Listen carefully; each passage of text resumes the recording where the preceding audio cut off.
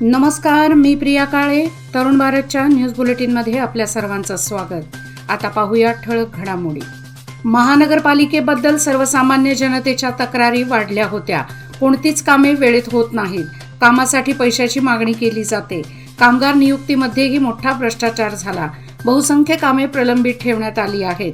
घर बांधण्यासाठी परवानगी देताना पैशांची मागणी, बेकायदेशीर कामे करण्यामध्ये अधिकारी गुंतल्याच्या तक्रारी वाढल्यानंतर मंगळवारी लोकायुक्त पोलिसांनी धाड घातली. लोकायुक्त जिल्हा पोलीस प्रमुख हणमंतराय यांच्या नेतृत्वाखाली ही धाड टाकण्यात आली.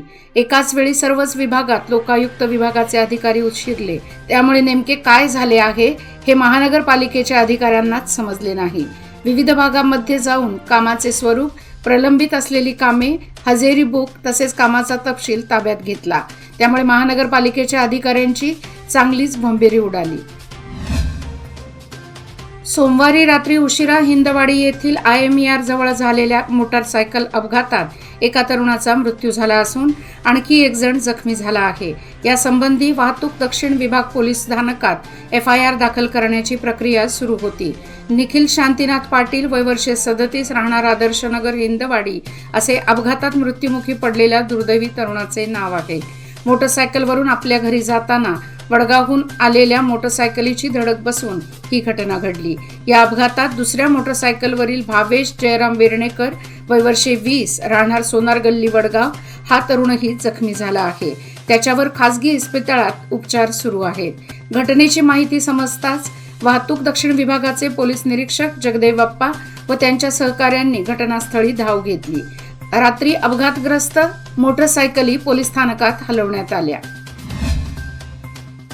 दिल्ली विमानतळावर इंडिगोच्या विमानात मंगळवारी सकाळी उड्डाणापूर्वी 30 मिनिटात बॉम्बस्फोट असा संदेश लिहिण्यात आलेला टिश्यू पेपर मिळाला. याला धमकी मानण्यात आले आणि चालक दलाच्या सदस्यांनी प्रवाशांना आपत्कालीन द्वारातून बाहेर काढले. या विमानात 176 प्रवासी होते. दिल्ली विमानतळावर QRT आणि बॉम्ब विरोधी पथकाला बोलवण्यात आले. विमानाची तपासणी करण्यात आली असता अधिकाऱ्यांना काहीच संशयास्पद सापडले नाही. हलगाम मच्छे बायपासच्या कामाला महिन्याभरापूर्वी उच्च न्यायालयाने स्थगिती दिली होती.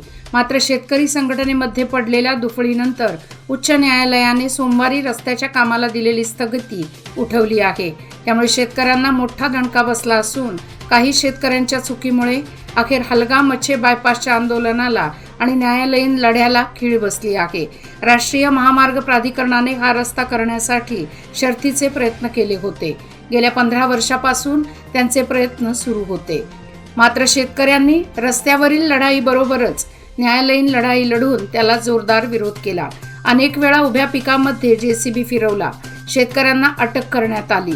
तरी देखील शेतकऱ्यांनी आपला लढा सुरूच ठेवला होता. मात्र आता न्यायालयाने स्थगिती उठवल्यामुळे शेतकऱ्यांना मोठा फटका बसला असून रस्ता पूर्ण होणार हे निश्चित झाले आहे. 0 पॉइंटचे कारण पुढे करत शेतकऱ्यांनी आजपर्यंत लढा दिला होता. यापुढेही शेतकऱ्यांच्या बाजूने लढा देणार असल्याचे शेतकऱ्यांचे वकील रविकुमार गोकाककर यांनी सांगितले. हिंडलगा मध्यवर्ती कारागृहातील वॉर्डरवर एका कैद्याने हल्ला केला आहे. रविवारी सायंकाळी ही घटना घडली असून जखमी वॉर्डरला उपचारासाठी सिव्हिल हॉस्पिटलमध्ये दाखल करण्यात आले आहे. गुंडा कायद्याखाली स्थानबद्धतेत असलेल्या कैद्याने हा हल्ला केल्याचे सांगण्यात आले. विनोद लोकापूर, वय वर्ष 27 असे जखमी वॉर्डरचे नाव आहे. रविवारी सायंकाळी 5 वाजण्याच्या सुमारास कारागृहातील अतिसुरक्षित अशा अंधार कोठडीत घडलेल्या या घटनेने अधिकारी व कर्मचारी धास्तावले आहेत. अधिकारी कर्मचाऱ्यांवर हल्ले होऊ लागले तर कारागृहात काम कसे करायचे असा प्रश्न त्यांच्यासमोर उभा ठाकला आहे. बेळगाव ग्रामीणचे पोलीस निरीक्षक नचिकेत जनगौडा व त्यांचे सहकारी पुढील तपास करत आहेत. लोकसभा निवडणुकीची मतमोजणी 4 जून रोजी होणार आहे. या पार्श्वभूमीवर संपूर्ण जिल्ह्यात जमावबंदीचा आदेश जारी करण्यात आला आहे. जिल्हा दंडाधिकारी नितेश पाटील यांनी हा आदेश जारी केला आहे. बेळगाव लोकसभा मतदारसंघाची मतमोजणी RPD कॉलेजमध्ये तर चिकोडी लोकसभा मतदारसंघाची मतमोजणी चिकोडी येथील RDPU कॉलेजमध्ये होणार आहे.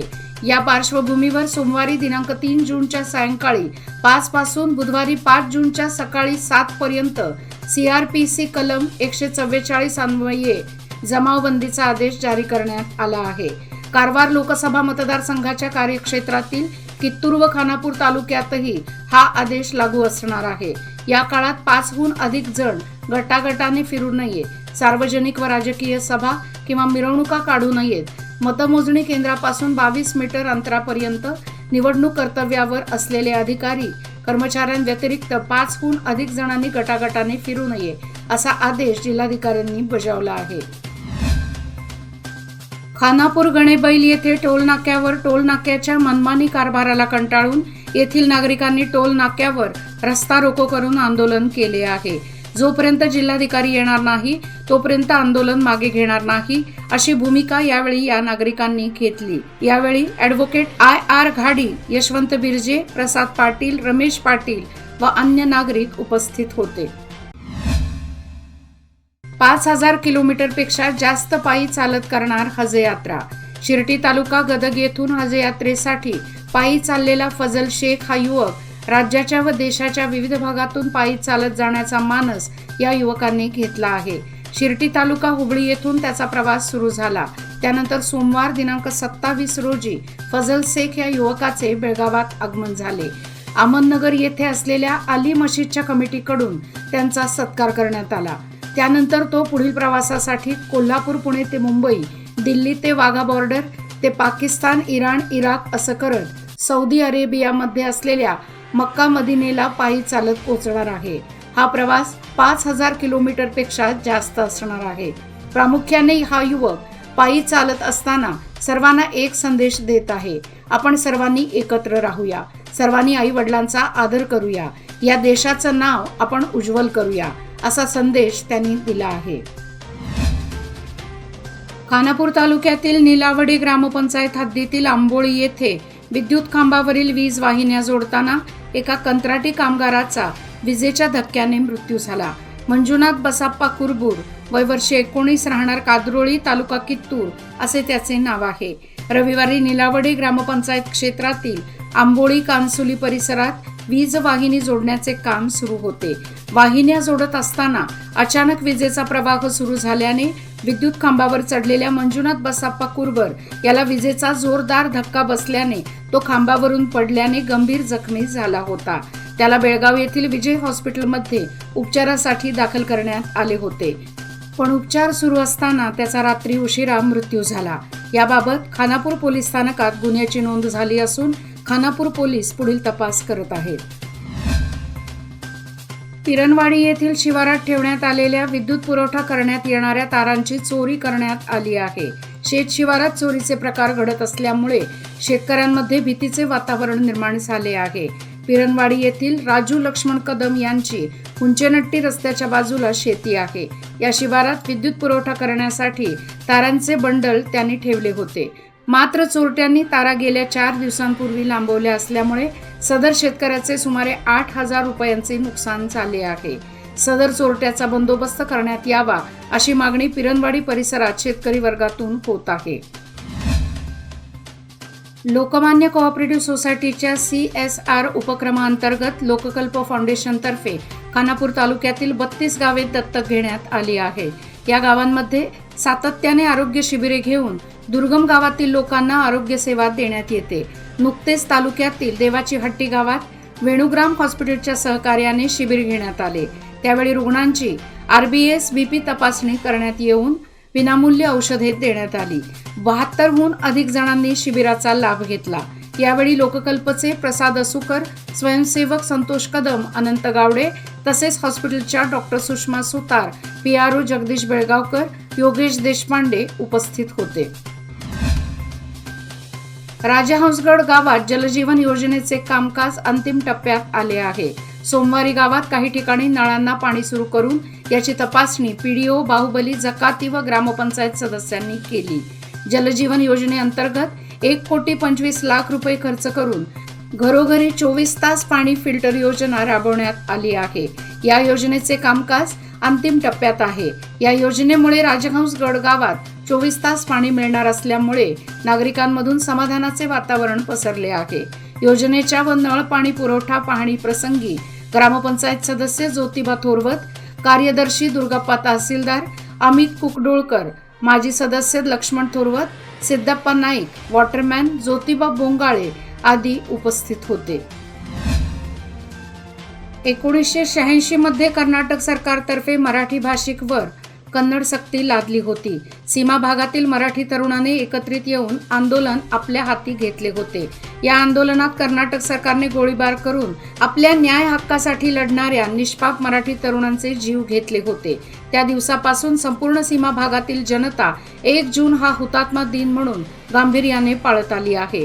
यावर्षी सुद्धा सीमा भागातील संपूर्ण मराठी भाषिकांनी 1 जून गांभीर्याने पाळावा. या 1 जून रोजी हिंडलगा येथील हुतात्मा स्मारकाजवळ हुतात्म्यांना आदरांजली वाहण्यासाठी संपूर्ण खानापूर तालुक्यातील मराठी भाषिकांनी बहुसंख्येने उपस्थित राहावे असे आवाहन खानापूर महाराष्ट्र एकीकरण समितीचे अध्यक्ष सुयाजी पाटील व खानापूर युवा समितीचे अध्यक्ष श्री धनंजय पाटील यांनी केले.